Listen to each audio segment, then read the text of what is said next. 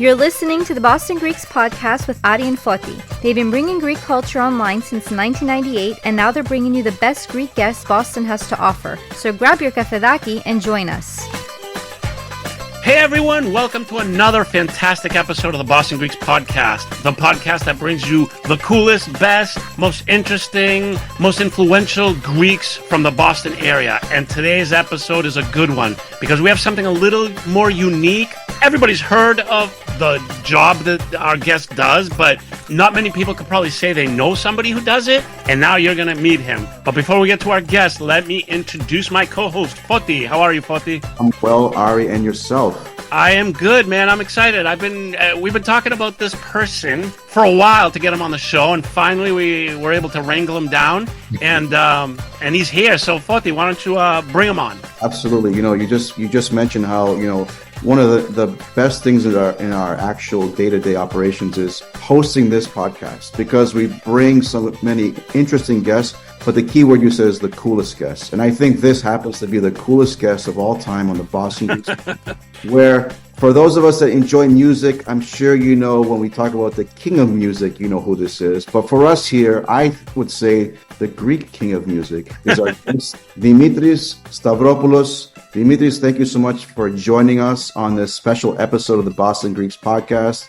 Welcome to the show, Dimitri. Foti, nasa kala, Ari, thank you guys so much. It's been a minute since I've seen you guys. It's a pleasure to be on the show. Thank you so much for having me. And like you said, it's been a minute. I mean, I want to say multiple years, right? It had to be more than a decade. No, you think a decade? Maybe? I want to say a little more. We're talking like 2001 to about 2004 or 5. I used to see you guys at least all the time. All the time. 2000, 2003, Greek nights, Friday nights. Yeah, well, this is one of the crazy things about the Greek scene in Boston is I think a lot of us took it for granted that we used to just see each other all the time. It wasn't like, I have to see Dimitri specifically. It was just like, next time we go, we're going to see him.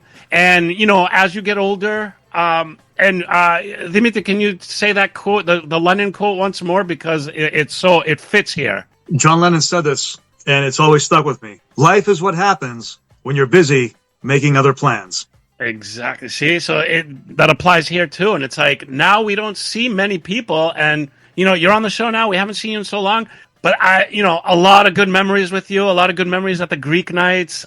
I'm going to say this. You're probably one of the nicest guys that was like in that Greek parέα of ours. Like, you were always such like a kind of like, smiling and excited to see people and always willing to talk. Now that we're kind of pulled away from it, I think back to those days and I really appreciated how you were as a person and your personality. And I'm just glad we got to reconnect with you. You're just trying to say that Dimitri fights back then? Is that what you're saying? Yeah, exactly. But Thank you, Adi. That means a lot. It's like I always, as far back as I can remember, I always wanted to be a gentleman, and I just. Well, you were. I mean, I don't think there's anybody out there that was part of that scene that would have anything negative to say about you. I'm pretty confident about that. Unlike you, Ari. Yeah, I think there's a few people that have negative thoughts about me.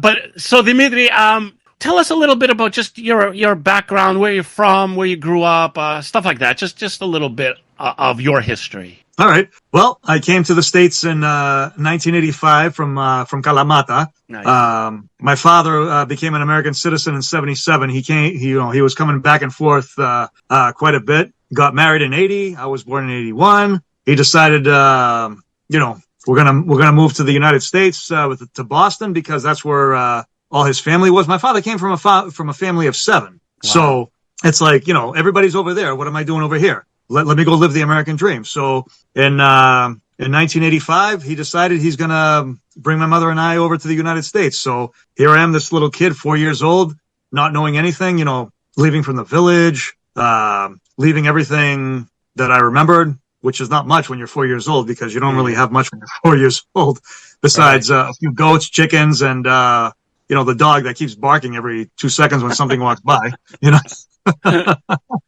So I came here everything just happened so quick. But unfortunately, my father died in 1991. Actually, I celebrated his death anniversary just a day ago. Yeah, he's been gone now since 1991. But I think about him all the time. I'm an only child, not like many Greeks who grew up that at least have like one sibling, if not like 3 or 4. But I was an only child, so I had to grow up kind of fast. My mom didn't speak English, and you wake up one day and you're 44 years old. Exactly. So, that must have been. Do you remember coming to the state the first time you came to the States? I mean, that must have been pretty scary for a 4-year-old. I do remember coming to the States. It wasn't scary. It was just a huge change for the most part. However, sitting right behind me in the airplane were my father's cousin's grandparents. No, my father's cousin's parents that were sitting right behind us. So at least I knew somebody that was, coming with us at the same time. That's good. So I had somebody to fall back on. However, it was flying on an airplane for the first time. You're a little kid. Yeah, that's pretty intense. It is. And where did you grow up? Where did you grow up here in Boston? I grew up in Quincy, Massachusetts. Nice. So you're part of the Quincy crew. I am part of the Quincy crew. I grew up at St. Catherine's Greek Orthodox Church, where I have a lot of memories dating back from 1985 all the way up to 2001, right? At least, yeah. Until the church moved. It moved to Braintree. So after that, it was a whole transition and everything like that. I never lost touch with anybody. We all kept in touch over the years, whether it be social media or calling to check on everybody every now and then. That's all. That's good. So okay. So now let's get into kind of what you're getting to be known for now is a somewhat of a passion project, somewhat of something that you're, I'm sure, very, very passionate about. I mean, what drives us, our passion drives us. Can you tell us a little bit about this passion project, what you do? Yes, I can. I am a performer, entertainer, impersonator of one of the greatest music symbols of rock and roll to ever live, Mr. Elvis Presley, who just celebrated his 90th birthday a week ago or so. And I have loved his music ever since I was a kid. The way I got started pursuing this, and it took a long time, to be honest with you. I got made fun of a lot when I was a kid by the way I combed my hair. My father, God rest him, like I said, he passed away just a couple days ago, 34 years ago. He used to comb his hair back, and he had sideburns just like me. However, I used to say to my dad, Baba, you look like Elvis. Elvis was an idiot. You know what I mean? It's like he hated the fact that, I used to compare him to Elvis. I didn't compare him. I used to say, Baba, you look like him. He was an idiot. He done it, this and that. You know how Greek parents are. Yeah. Absolutely. There's no way around it. So after he died, I was like, you know what? I miss my father. He looked great. I wanted to look like him. So I started, styling my hair the way he did and everything. And, from about 1997 up until now, I have yet to shave this part of my face. That's awesome. So, I used to get made fun of a lot, and fast forward up until this point, who's laughing now? Right. All I got to say is I've made it a long way. Back in 2016, I did my first Elvis gig for an assisted living center, and I had to borrow my jumpsuit. I had to ask somebody to do the music for me. I had nothing back then. So 2016 was your first gig. So how did that come about? How did you decide, all right, you know what? I am going to perform as Elvis, and I'm going to do this as a paid profession, and I'm going to, promote myself and book gigs and, do the whole 9 yards. But how did that first one come about? Because that's very fascinating to me, how people kind of, everybody has thoughts of doing stuff, but what is that transition to actually, cross that line? I'd love to hear what happened to make you cross that line. Well, for a while, I was going out to karaoke nights, singing, and that's a good transition right there. Yeah, giving my heart and soul basically to every song that I was called up to. It's okay, it's your turn now. Come on up. What are you gonna do? So, and did you always do Elvis? I did Elvis. I did a lot of Roy Orbison. I love Roy Orbison. I will say He was another one of my music idols. As a matter of fact, if you can see in the background over here, I have the Rolling Stone magazine of the year he died, back in 1988. Wow. It's right up over there. And right below is a picture of my father when he was in the Army back in 1963. So it's kind of hard to see it unless you zoom in, everything like that. No, I know when we do this in Greece, it means something else, but that's not what I was implying. So not nah. It's like So you kind of like cut your teeth on karaoke is what I'm hearing. I did. Yeah. Got your confidence? Yeah, exactly. And the lady who hosted karaoke night had a lot of connections with a lot of like assisted living centers and a lot of other places that she does like DJing too, because just because you do karaoke doesn't mean that you don't have other resources to play music or anything like that. So she's like, listen, there's this place that needs an Elvis impersonator. This will be your foot in the door. And I was like, I'll do it. It actually happened to fall on the day where I went to the hospital, and it was revealed that my wife was pregnant with our son that same day. I found out that I was having a baby boy. So, and it was great. It was also like very like uplifting. I was I'm like I'm about to have a kid in the upcoming months, and I got to do a show today. I have like all this like anxiety. It's like, am I gonna remember the lyrics? Am I gonna forget certain parts of the song? But you know what? I hung in there, and it felt good, and I nailed it all. It felt great. So after that first gig, was it something like an epiphany? Like, I want to do this. Like, this is my calling. Like, I want to pursue this. Was it one of those things? You nailed it, Adi. You nailed it. That's exactly what it was, and I haven't stopped since. That's so cool.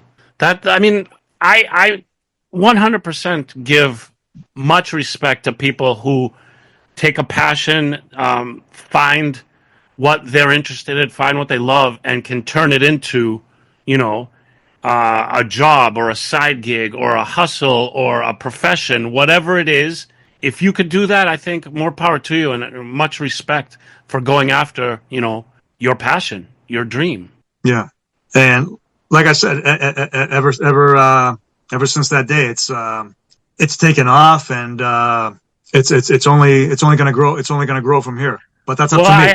I do have one testament to you, because my sister came home one day and she texted me, "Do you know Dimitrios Stavropoulos?" And I was like, "Yeah, Dimitri. He's awesome dude. I know him really well, blah, blah, blah." She's like, "I think I just saw him performing as an Elvis impersonator at some bar, or I don't know exactly where it was. It must have been a bar or restaurant."